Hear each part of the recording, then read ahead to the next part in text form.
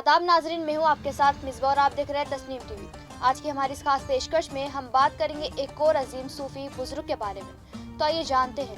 बाबा फरीद या ख्वाजा फरीदुद्दीन मसूद गंज शकर एक सूफी बुजुर्ग और 12वीं सदी के दौरान पंजाब के अजीम तरीन संतों में से एक थे। उन्हें पंजाबी जबान का पहला शायर कहना गलत नहीं होगा, क्योंकि बाबा फरीद की मुतासिर कुन और जिंदगी से मुताल्लिक नज़में सिखों की मुकद्दस किताब श्री गुरु ग्रंथ साहब में लिखी गई है। बाबा मुसलमान होने के बावजूद हिंदुओं में उनकी काफी इज्जत थी। बाबा फरीद 1173 ईस्वी में रमजानुल मुबारक के महीने में पंजाब के गांव कोटवाल में पैदा हुए। शकरगंज इनकी जिंदगी के अवाइल में ही इनके नाम के साथ जुड़ा हुआ था। इसके पीछे कदीम कहानी थी। बाबा फरीद को एक छोटे लड़के के तौर पर उनकी वालदा ने रोजाना नमाज पढ़ने को कहा। वो कहते थे कि मुझे अल्लाह से क्या मिलेगा, मैं दुआ क्यों करूं। शेख फरीद जी को खिजूर बहुत पसंद थी, तो एक दिन उनकी वालदा ने उनसे कहा कि अल्लाह तुम्हें खिजूर देगा। बाबा फरीद की वालदा ने नमाज पढ़ने के लिए एक चटाई डाली और इस चटाई के नीचे कुछ खिजूरें छिपा दी ताकि वो उसे अल्लाह की नेमत समझे। एक दिन बाबा फरीद की वालदा चटाई के नीचे खिजूर रखना भूल गई, लेकिन उनकी दुआ के बाद एक मौजिज़ा हुआ कि उन्हें चटाई के नीचे खजूरें मिल गई। इस दिन से वो अपने बेटे को शकरगंज के नाम से पुकारने लगी। उन्होंने हजरत ख्वाजा कुतुबुद्दीन बख्तियार काकी को अपना गुरु मान लिया। मुल्तान की मस्जिद में तालीम हासिल की, अपने वालिद की लिखी हुई किताब नाफिया का मिताला किया। एक दिन वो दिल्ली में अपने गुरु के पास आए और वहाँ उनके गुरु ने उनसे इबादत करने को कहा। इस काफिया शायरी में ऐसे पैर नीचे और सर ऊपर करके रब को याद करना पड़ा। इस काफिया शायरी से वो अपने दिमाग पर गालिब आ गए और फकीर बन गए।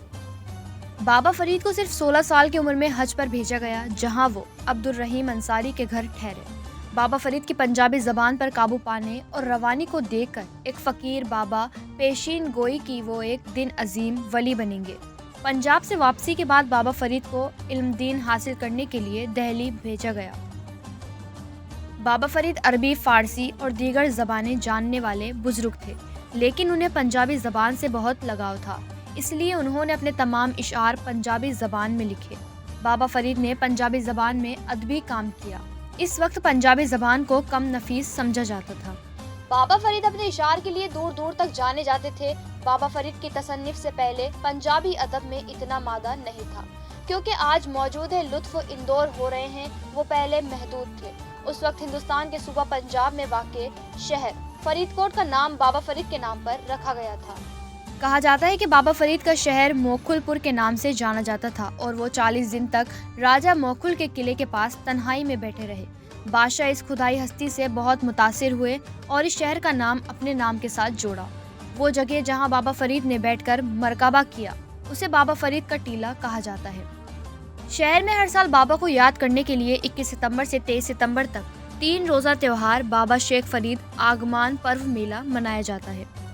1266 ईस्वी में मुहर्रम के महीने की 5वीं तारीख को बाबा फरीद का इंतकाल निमोनिया के बास हुआ। उन्हें बंदरगाही शहर पाकपुतिन के बाहर सुपुर्द खाक किया गया।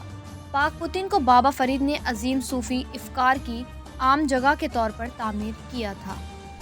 जिस जगह फरीद को दफन किया गया उसे शहीद का मकबरा भी कहा जाता है। उनकी जानशीन चिश्तियों के नाम से जाने जाते हैं। उन्हें पंजाबी अदब, रवायत और जदीद पंजाबी सकाफत का बानी कहना गलत न होगा। तो फिलहाल की हमारी इस खास पेशकश में बस इतना ही। मुझे दीजिए इजाज़त और देखते रहे तस्नीम टीवी। अल्लाह हाफिज। राजेश जी ना बहुत बोलने लग गए सच में।